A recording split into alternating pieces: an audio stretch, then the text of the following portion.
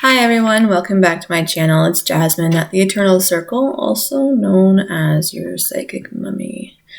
Today I'm going to be covering self-healing.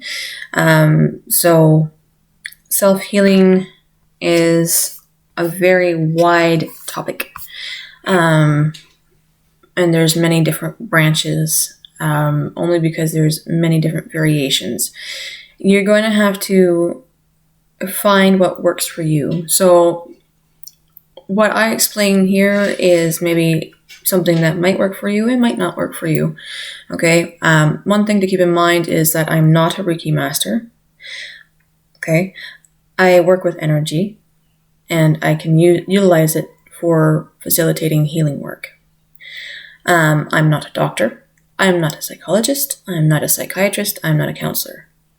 Okay, if you're looking for a diagnosis, get off the internet and go see those people and get a professional diagnosis.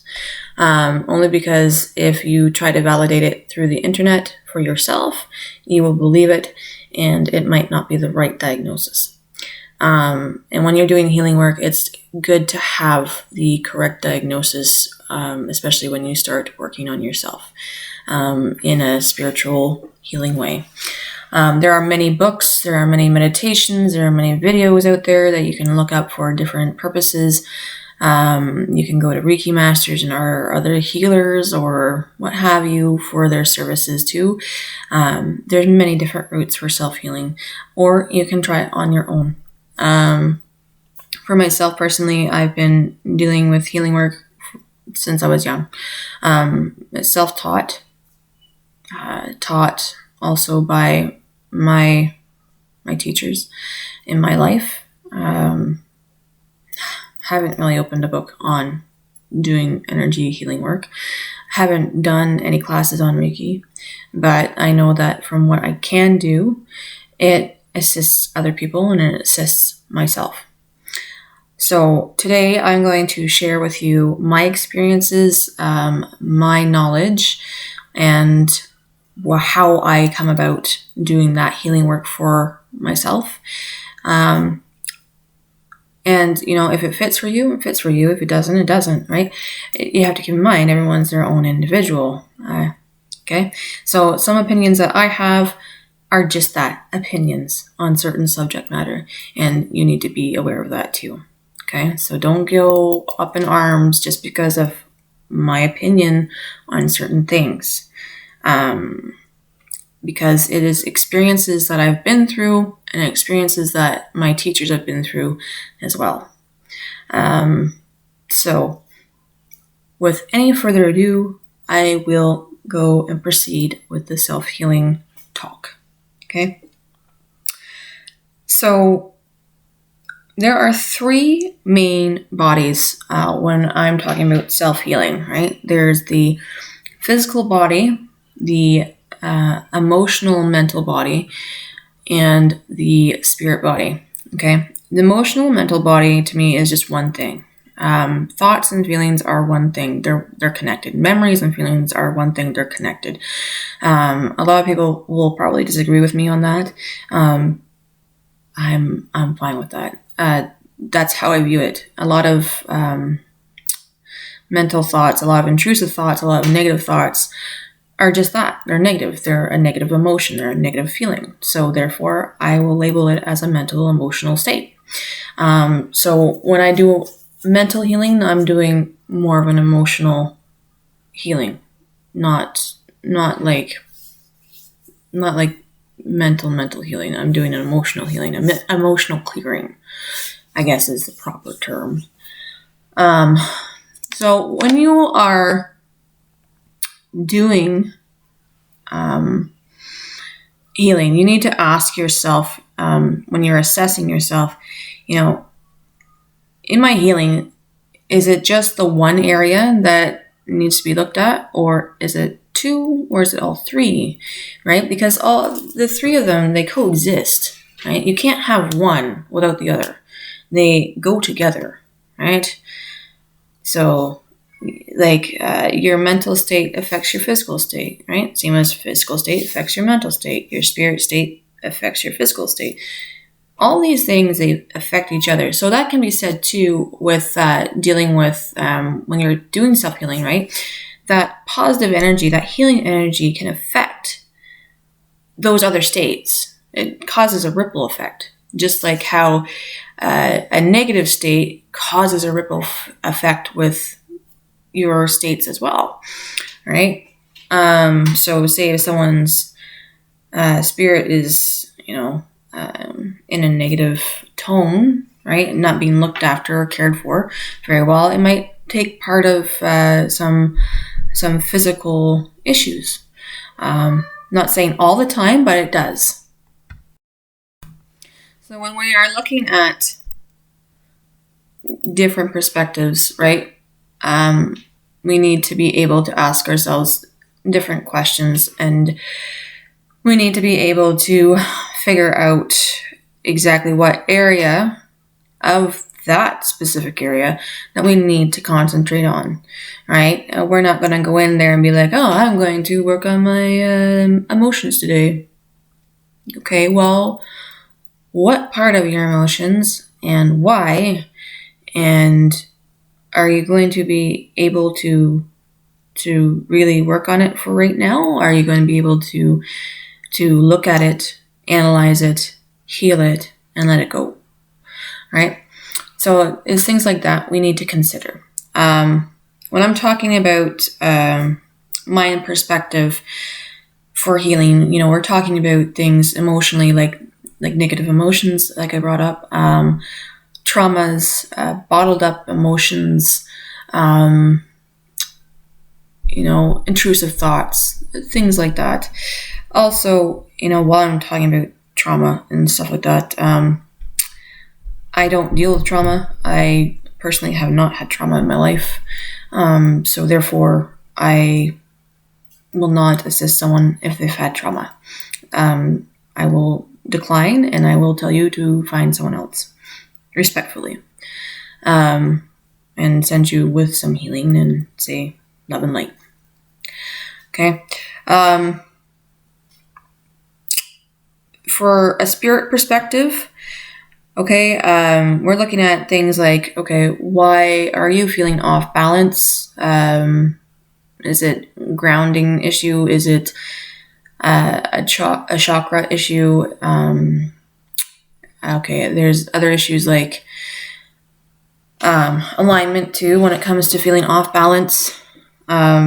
There's also the feeling of not being tethered to this reality, or not feeling like you belong here on this plane of existence. Then there's other things like past life carryovers that interfere with your physical being. So having to do some healing work there to let it go. So when we talk about spirit healing, that's what I'm talking about. When we're talking about physical healing, okay, we're looking at things like, is it just purely physical? Is it something that should be, is it something that can be, looked at by yourself? Like, if you're dehydrated, go drink some water, right? Maybe you've been out in the sun for too long. Well, go drink some water and sit in the shade, cool down. Certainly if you've had pinched nerves or are suffering from pinched nerves in your body or anything like that, talk to your doctor, right? That's the first step to do, is talk to your doctor. So that way you can know where the root cause is, especially when it comes to headaches or any kind of other injuries physically. First and foremost, it's the same with mental states. First and foremost, see a professional. Okay. Other things when it comes to physical body to keep in mind is the physical and spirit connection too, right? Because sometimes the spirit connection from a past life can have a carryover, right? Which I'll discuss later on. Also, there could also be something what I call an attachment, a parasite. Okay, they're very common. It's like saying hi to someone on the street or through, a grocery store. Hi, how's it going? Hey, just because you're being friendly. All right. They usually cohabit inside a person's body, and they might feed off a person's energy for a very long time, and it might cause issues like with your stomach, or issues with joints, issues with your head. So once again, headaches and stuff like that too. A lot of healers with their salt will know about parasites and attachments. At least I think they should. They're very easy to remove. If you don't know too much about them, and the healer friend that you have, if you have a healer friend around you, don't know about them, I would suggest going to see someone who does Reiki, because the Reiki energy itself will just break that up and remove it, because that's what Reiki does. It breaks up the negative energy, removes the negative energy, and replaces it with positive energy, which is what I'm going to be discussing, like pretty much like this, but theirs is more intensified, I think, and more structured, whereas mine is more like, oh, this is what I do.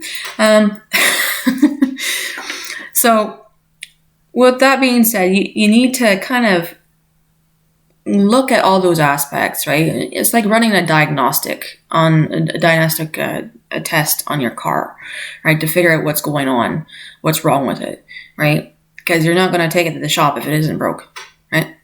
So you're doing the same thing for yourself. And when you're doing the same thing for yourself, you want to make sure that when you're answering yourself, so write yourself down a list of the questions, and when you're answering yourself, for me, if I'm listening to my gut instinct, and if it's like a no, it feels like a clenched fist in my stomach, it makes my stomach kind of go, ugh. If it's a yes, then my stomach is calm. It's content. Okay, it's not going to get into anything icky feeling. So that to me is a yes. You can use a pendulum to answer those questions. You could.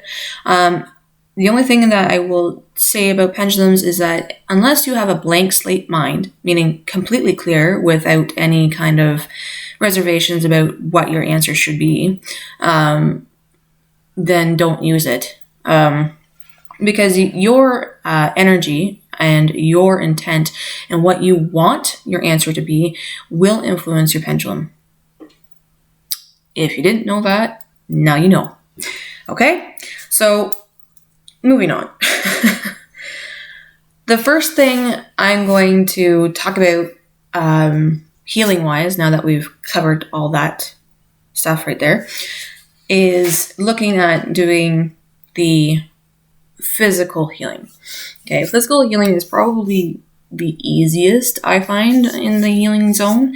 Some people will be like, oh no, I have an easier time with dealing with spirit work.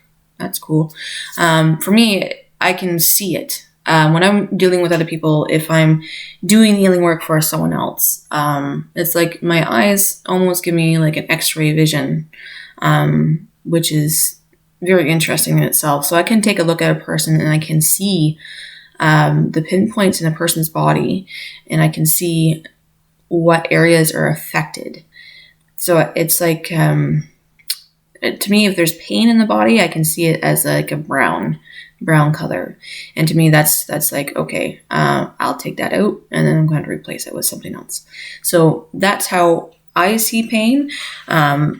It's like I said, like an X-ray for me. So when you're dealing with yourself, you want to find yourself a quiet space as much as possible. I mean, for me, that's kind of hard nowadays. For you little minions. Love them to death, though. So you need to just find yourself a quiet space and focus in on the part that is giving you the pain, the infliction, whatever it is that's bothering you. Okay. Now, this is the part where you focus on it as much as you don't want to. And what you want to do is you want to siphon or disperse this pain. So you want to kind of imagine this pain, or think about this pain leaving your body. So going through your body and down into the ground through your feet, into the earth. Okay. And that's one way of dispersing it. Okay. Some people will send it up. I prefer just sending it write down. It's easier. It doesn't get things mixed up when you're replacing the energy back, I find, personally. Plus, it gives you a little bit of grounding too while you're doing that disbursement or siphoning of that pain. So when you're doing that, you need to keep in mind that you need to listen to your body's cue or your intuitive cue. So when it says that's enough, you need to stop. Okay? And basically, when it says that's enough and you still feel pain, that's normal. Okay? So you don't want to drain all that pain away because it can actually make you ill.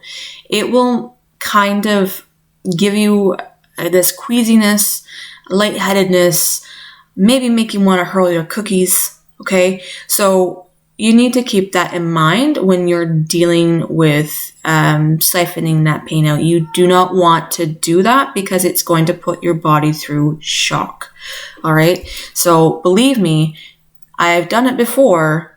It does happen. So you want to make sure that you listen to your body's cues because your body, your physical body, believe it or not, needs to have just that little bit of pain left, so that way it doesn't put itself through shock, right? Because it's like the physical body and the mind can't seem to tolerate it being all gone for some reason, right? It's like it's kind of sets it off. For some reason, your spirit body's like, well, I could take that all off. No, you got to listen to your physical body for this because it will make you really sick. Okay.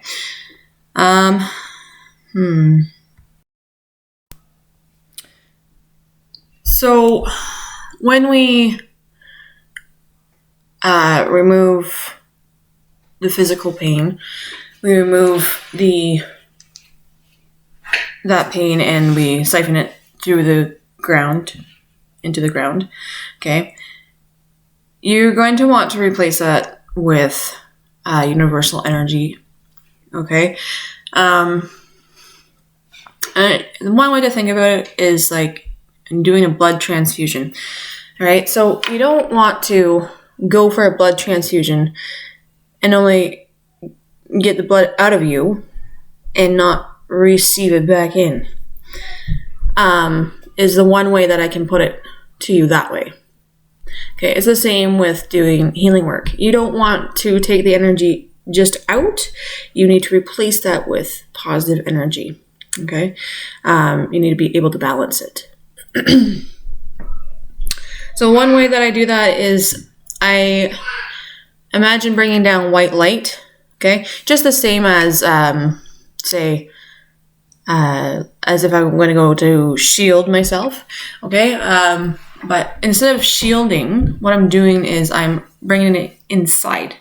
So I'm bringing it inside myself, and I'm going to take about half of that energy, and I'm going to change it into a radiant green, like a heart chakra green, okay?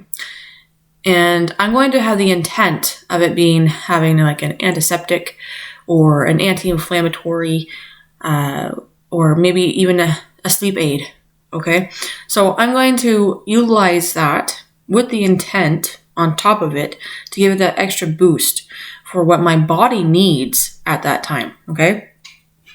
So I'm going to let it fill me, this white light and the green combined, okay, until my body says, I've had enough, stop, okay? And that's exactly what you want to do as well, okay?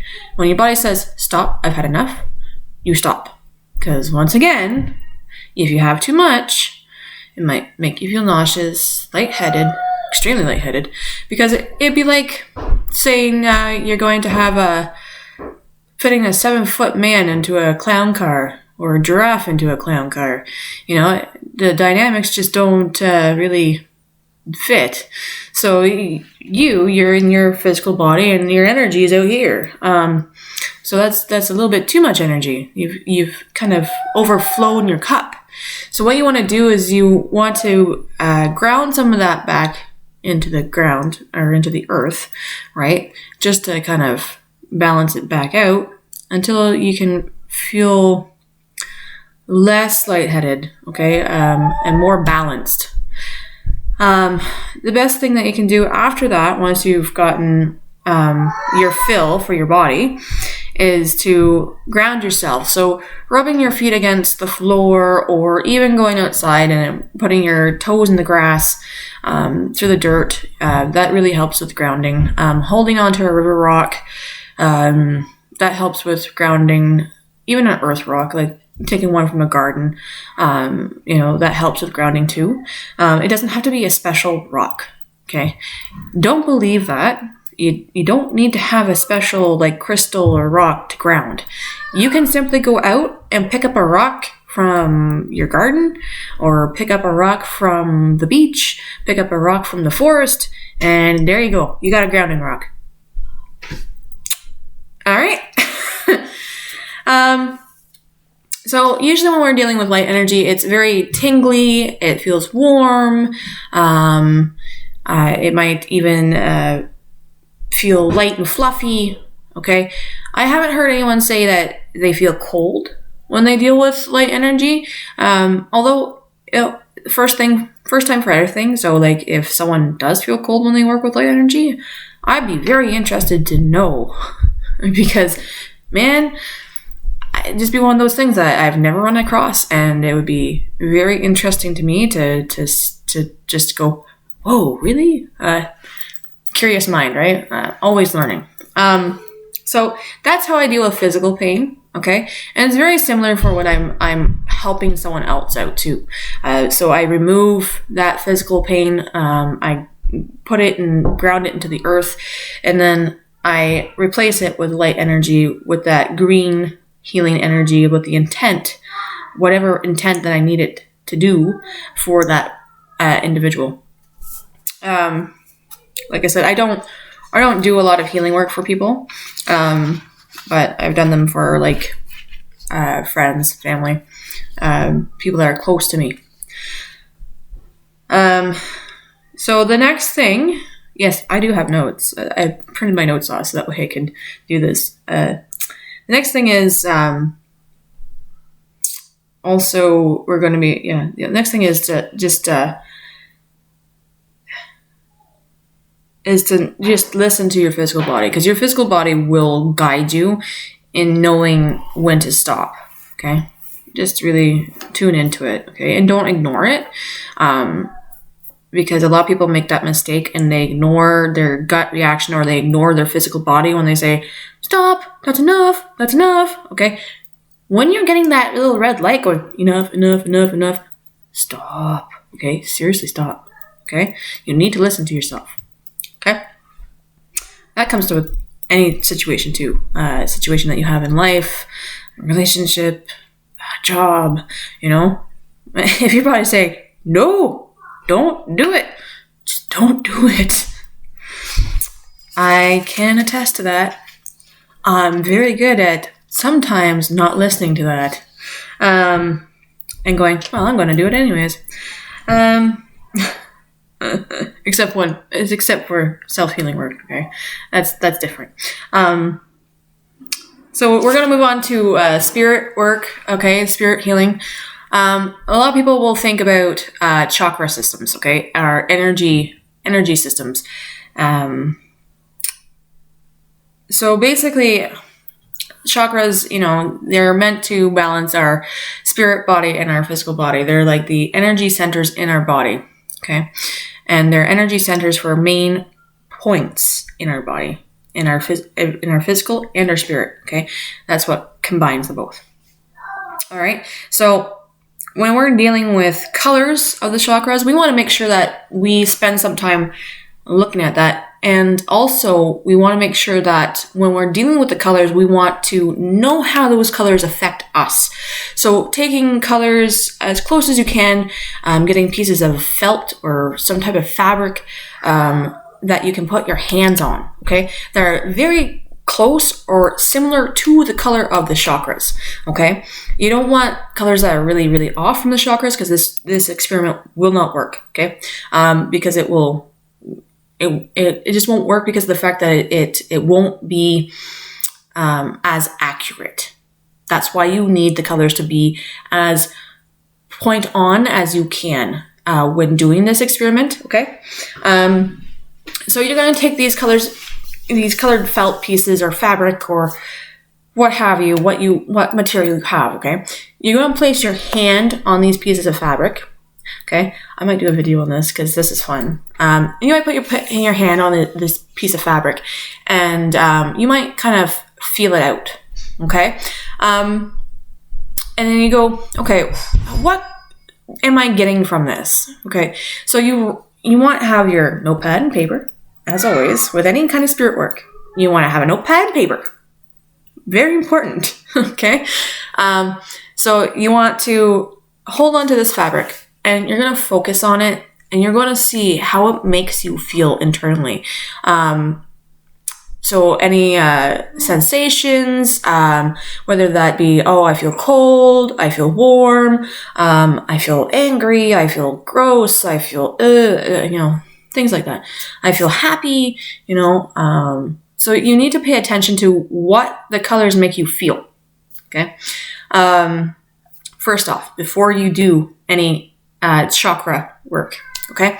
Once you get an idea of that, then you get an idea of what chakra needs to really be looked at, okay? I'm not saying that all of them shouldn't be looked at. They should. And you should practice looking at them as much as possible. I wouldn't say like on a daily basis, but hey, if you want to do it on a daily basis, go for it.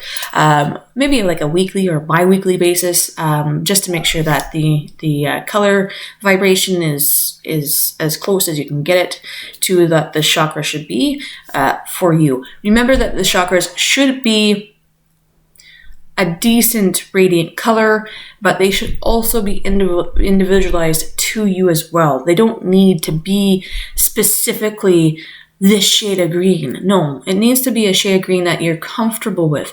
But I'm not saying they need to be muddy. They can't be muddy colors, and certainly not like neon colors. You can't have one or the other. They have to be kind of in the middle of being radiant, but not over the top and not in the bottom section, okay? You want it to be in between somewhere, but people's variations of colors are different, and it's okay to be a little different, okay? Because we're all individuals, okay? Doesn't matter.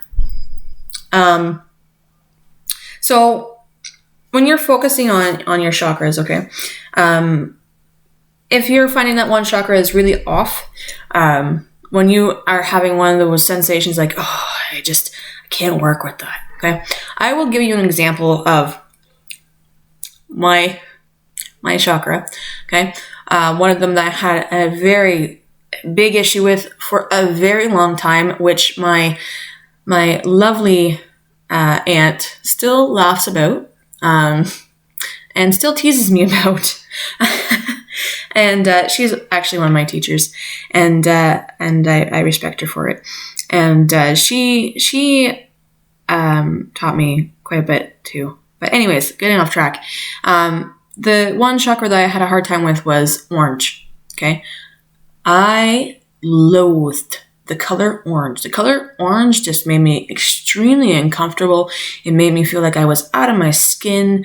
I could not handle it. Give me the kiss. I just couldn't. I could not for the life of me understand why I could not connect with this color of chakra. I could not do. Every time I'm doing a meditation to try to do any chakra work, I'd skip over it because it just made me extremely uncomfortable.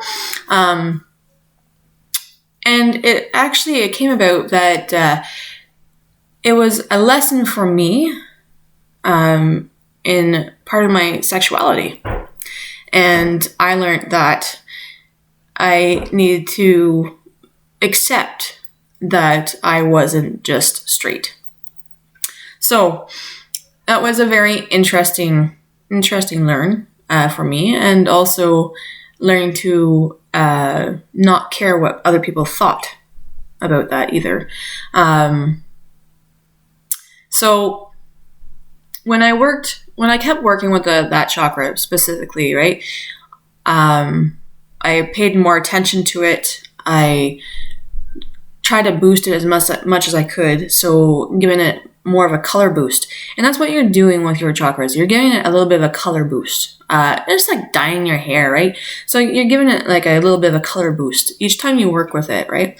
And sometimes if you have those color pieces of fabric, if you hold on to them and you focus on that color and your chakra, right? That kind of helps with the idea of what color you need your chakra to be. And sometimes, almost like if you can imagine taking that color inside and putting it into your chakra. So almost like a color transfusion. Okay. It helps. Okay. This will help your chakras be balanced in that sense, right? The reason why we don't use muddy colors for chakras is because the fact that it can cause issues. So if you think about the throat chakra, if you have a muddy blue, for example, you might have issues with communication. So communicating at work, communicating in relationships, just communicating in general. If you have a muddy root chakra, you might have a problem with staying in reality. You might have a problem daydreaming all the time, you're letting your mind wander. Okay? Things like that. That's why. So when you have a muddy color, you really need to assist that chakra right there and then. Okay, that's why it's so important to take a look individually at each chakra before going, oh, I'm just going to do a meditation on my chakras. No, you need to learn your chakras, and you need to know which ones make you feel what. Okay, it's really important. Really take that time. And I really encourage you to go get those pieces of fabric and try to do that experiment. It is really cool, okay? So I think maybe I'll post a video on that experiment just so that way you guys can see that too. It's really interesting. I'm sorry, if I have to keep stopping this video and stop starting, I know it seems kind of meh. It's because I have to help my kids every so often. Because the father is a little bit busy. Anyways, continuing on. So while you're working on your chakras, you want to work from the bottom, so from your root chakra to the top. All right. You don't want to start from, I'm going to start from my throat chakra, and then I'm going to bounce down to my sacral, and then I'm going to bounce up to my third eye. No, you don't want to do that, because that will leave you kind of feeling like you've gone through a whiplash movement, right? And again, it can make you feel nauseous or lightheaded, sickness, blah, blah, blah. Okay. Those things can happen. And that's why we go through step by step by step, right? Plus it's different vibrations. Each chakra has a different vibration, okay? It's a different frequency, a different sound, because each color has its own sound as well, which is also very interesting to research. If you haven't found that out yet and you haven't researched it, I would suggest that you would. It is very interesting, okay? All right. So I'm going to just pause this slightly, and I'll be right back to finish up with the chakras. Hi, back again. Sorry. When my kids say mommy, I just want to make sure that everything is good. All they need is really a hug. But, I need to be there for that, They're not going to be little ones forever, right? Anyway, so we were talking about chakras, okay? Along with doing the colors for chakras, it's very important that we also do alignment with it, okay? Or realignment, whatever wording you want to use, okay? So you can't have one chakra off balance and then the other one over here. It causes an off balance for not just your spirit, but it causes an off balance for your physical body and causes an off balance for your mental state too. So when things are off balance, it can cause physical pain, it can cause mental instability, and it can make things difficult for spirit journeying as well. So it can also can create some issues with the chakras themselves. So when we're doing the chakra work, after doing the colors and stuff like that, it's always good to see whether or not it needs to be aligned. So when we do alignment, we want to make sure that we are slowly putting it back into place and making sure that there are center and straight. Okay, we don't want to just force it together, because if we force it together, then what's going to happen is that it's going to cause, once again, a whiplash effect. And when we have that whiplash effect, it ends up not being that great. All right, it's like a shock, basically, for the body. Once again, okay, there's a lot of things that can happen while you're doing self-healing that you need to take in consideration that, you know, can make the actual physical vessel just very uncomfortable, and it will take you a while to get back on your feet if it's something that you don't do properly, or if it's something that you accidentally did while you're trying to figure it out, right? Healing work takes time, it takes practice, it takes learning. So, you know, it's not something to be afraid of, it's just something to be aware of. That's why I'm doing this video, because I think some of it, people don't realize this is what can happen for your physical vessel. So when we're doing alignment of chakras, we do it 1 ounce at a time, okay? So we don't want to go, woof, it's done. No, we want to do it slowly. We want to make sure that we can align and center it slowly but surely. And it doesn't need to be aligned and centered all in one shot.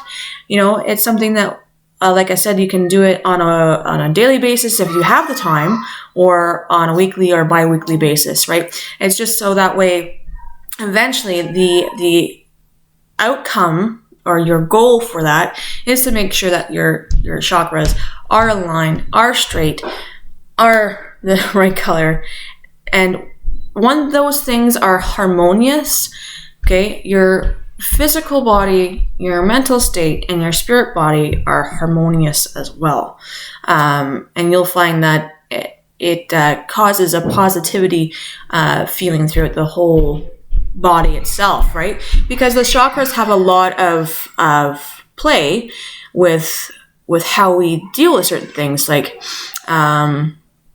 our sacral chakra has to do with intimacy and sexual orientation and things like that. So if there's a blockage there, if it's muddy colors, if it's off in alignment, then, you know, things aren't obviously working very well intimacy-wise, right? Or you're denying something about your sexual preferences or lifestyle or what have you. So there's that too that you have to consider.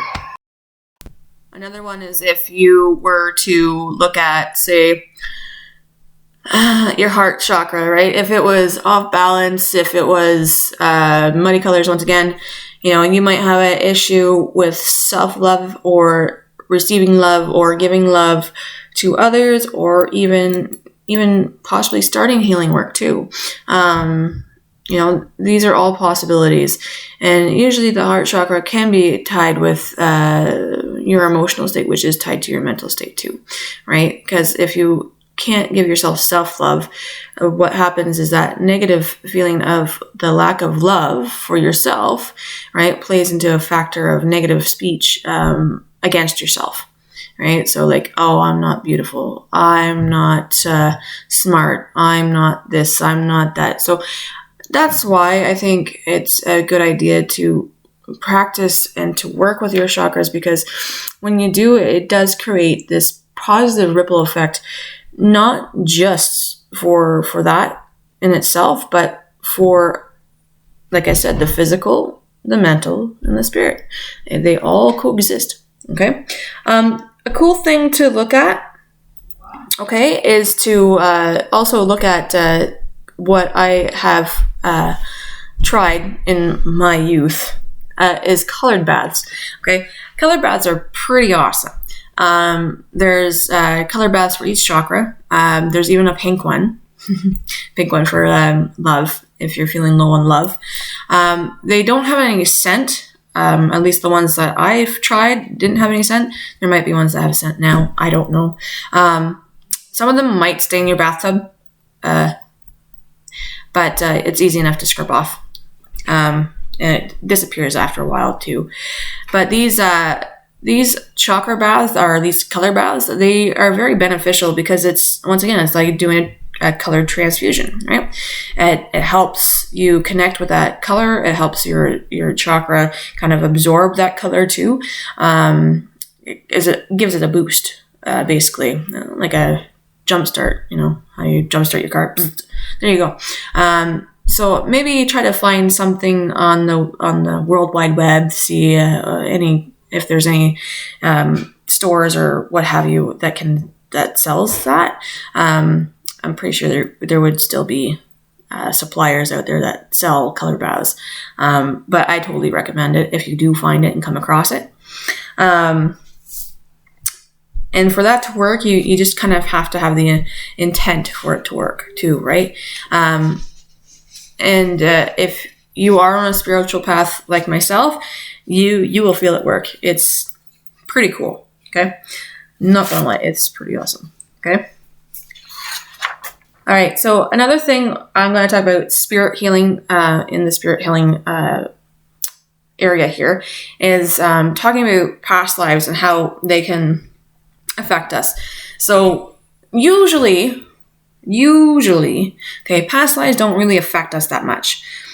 It's very rare. It doesn't really happen too much, but when it does, it does.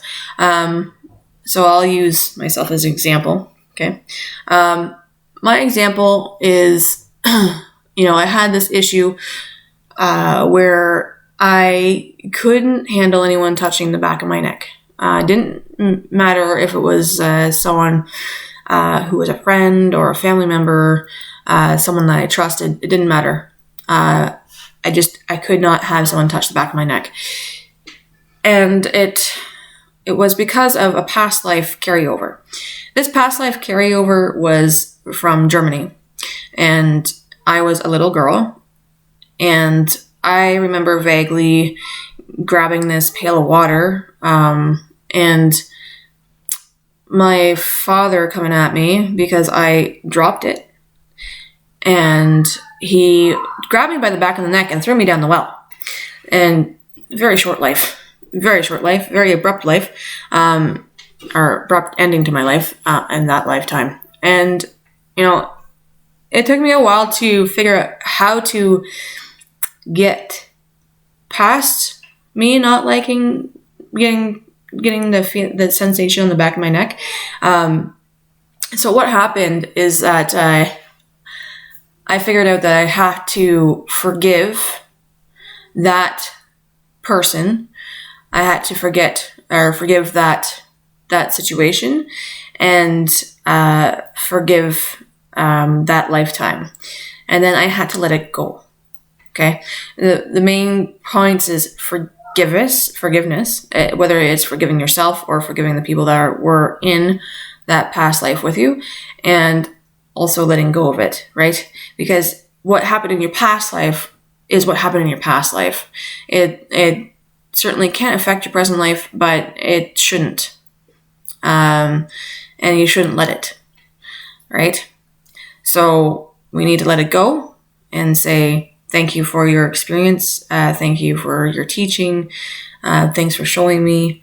Thank you for giving me that information and giving me that little piece of my spirit back. Okay. So I do the past life paintings. Okay. I do enjoy that very much because it does give people some type of confirmation about certain aspects that they might have issues with, like claustrophobia, unexplained fear of water, or unexplained fear of fire, things like that.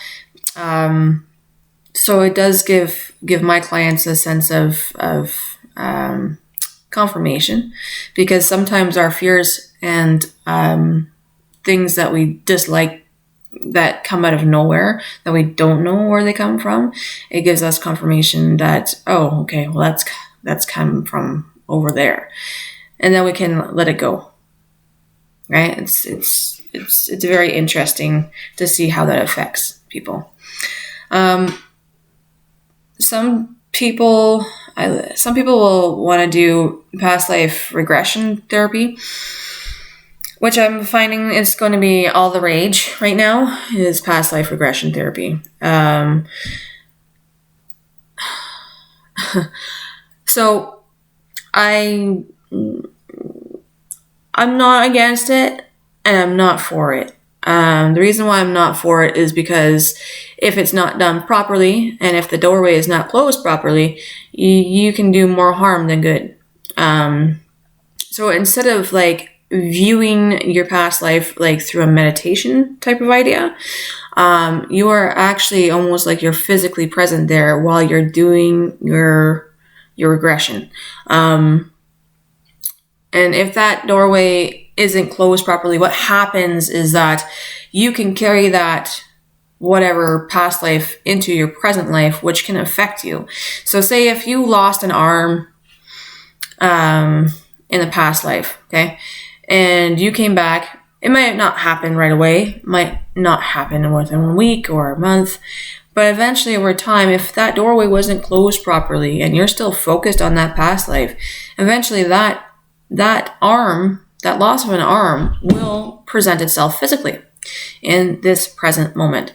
So you might end up not losing the arm, but you might lose the control of that arm. So not being able to grasp a pen or being able to utilize your arm at all, because of that carryover from that past life, and because of not closing that doorway or letting it go properly. Another thing too is that sometimes with the regressions, it can cause mental instability. So it's almost as if you're stuck in that past life, and you're stuck in that way of thinking from that time era instead of what you were thinking of presently in this time era. And that can cause some instability mentally in the mind. These are things that can certainly happen with past life regression. It's not talked about. It's one of those things that if you dig deep enough, I'm sure you'll find the cases. I've had my teachers tell me some stories about things like that's happened, and what that's happened like right in front of them. So luckily I haven't had it happen to myself, given like I've had quite a bit of past life experiences with myself, but that's one thing that can happen with past life regression, which is completely different than saying experiencing it through meditation or experience it through dream worlding, right? It's a little bit different. Soul retrieval is another thing. You'd want to have someone that knows their way around soul retrieval. Soul retrieval can deal with the past life stuff, but it can also deal with present stuff. It's more to deal with present stuff like traumas and stuff that you've blocked out, memories that you've blocked out, so that way you can recall it and bring it back.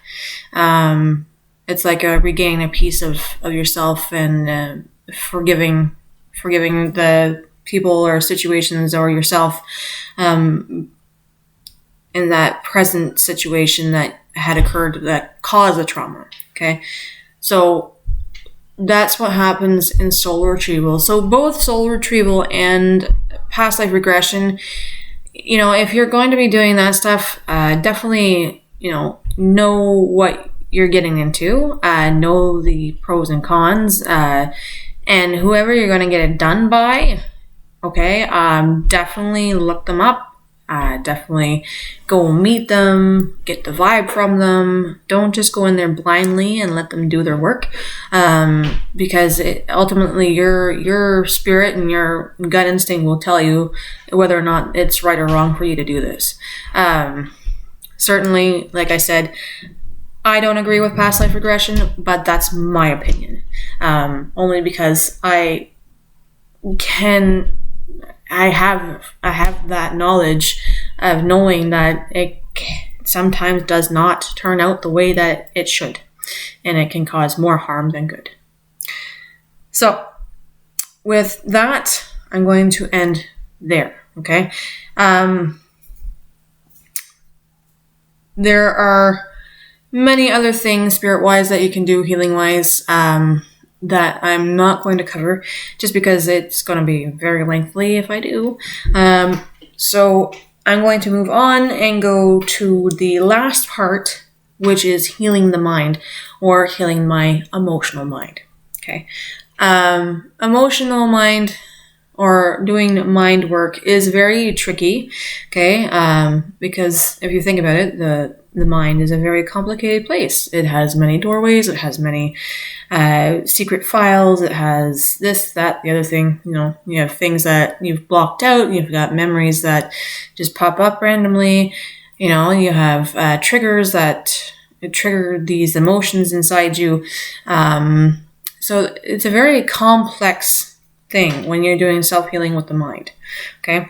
And the one thing that you need to realize too with the mind is that the mind is like the glue of all three, because it's what connects the physical body and the spirit body. It's like the pathway, right? It connects them. And that's why I said physical, mind, spirit, because the mind is the center. It's the center of the sandwich. Okay. So when you are dealing with the emotional mind part,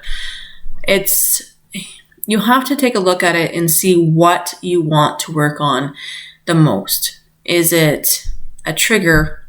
Is it a belief that you've ingrained in yourself or others ingrained in you? Is it these bottled memories that you have that you need to release? Things like this, okay?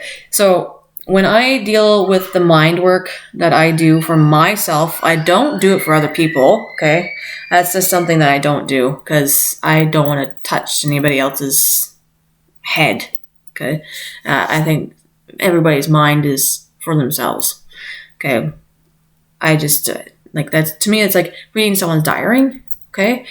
I'm going to let you figure it out, okay? So if you're more interested in the mind healing stuff, I would suggest maybe getting a book.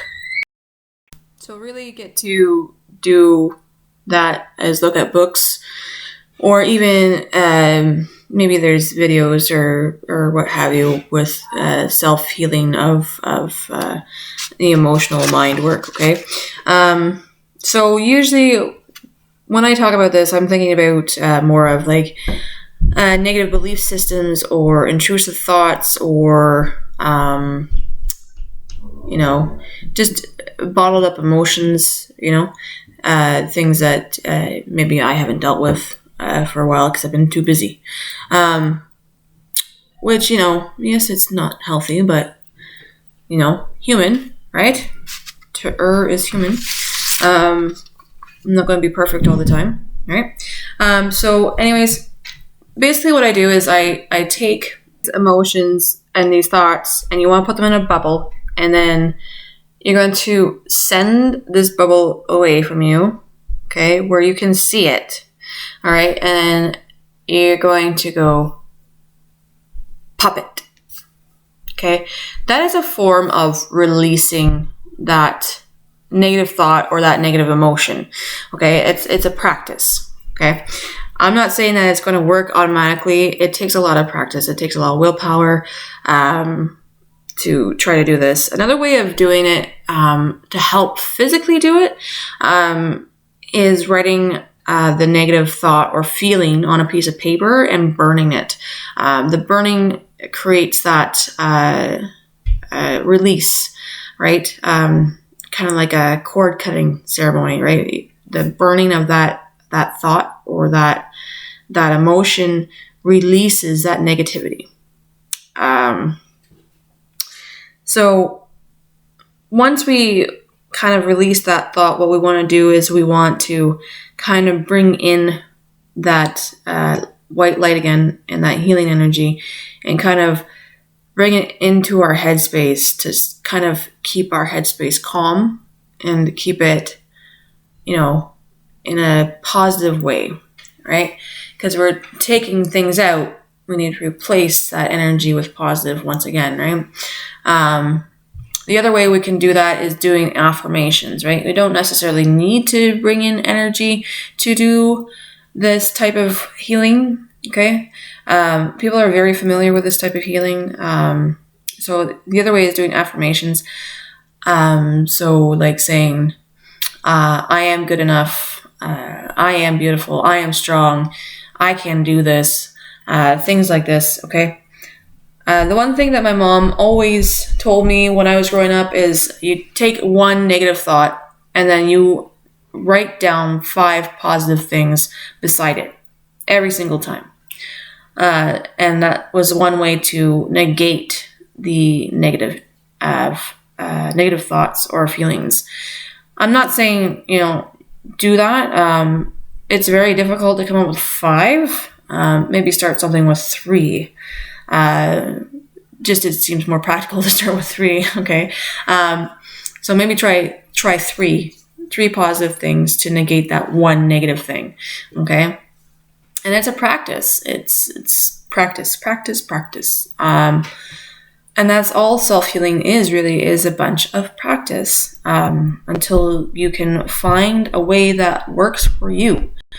Another thing too is you could easily put sticky notes up around a mirror, too, and with positive affirmations, which you will read to yourself out loud, okay, while looking in the mirror, okay, and that will bounce that. It's cool. It will bounce the positive energy that you send out, right? So as long as you say it with the intent of being a positive thing, right? And you say it to the mirror directly and it bounces back to you, okay? This raises your vibration and it raises your mental state too. So it affects your mental state and it affects your emotional state too. Therefore, ripple effect, right? So those are ways to do self-healing in 3 different categories. At least these are the ways that I've learned to do them. These are the ways that I've done it for many years. And I thought I would share it with you. I'm sorry that I've had to start and stop this video so many times, but I'm glad that I could finally get this information out and get it going. It's just what happens when you're a second mom, right? You kind of have to do some mediation work sometimes.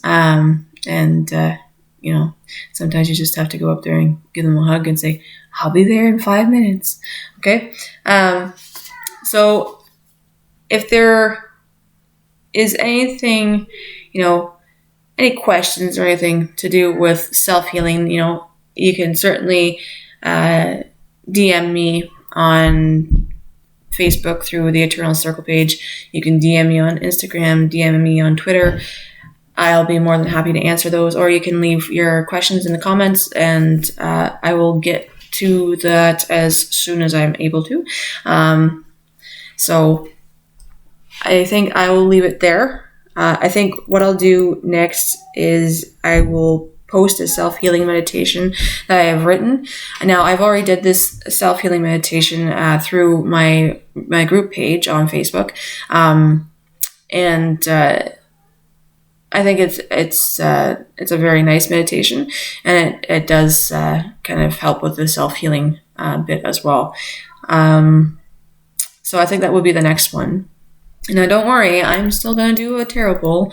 If you guys are really interested in that, I'm going to be doing that. So don't worry, I'll be covering that too.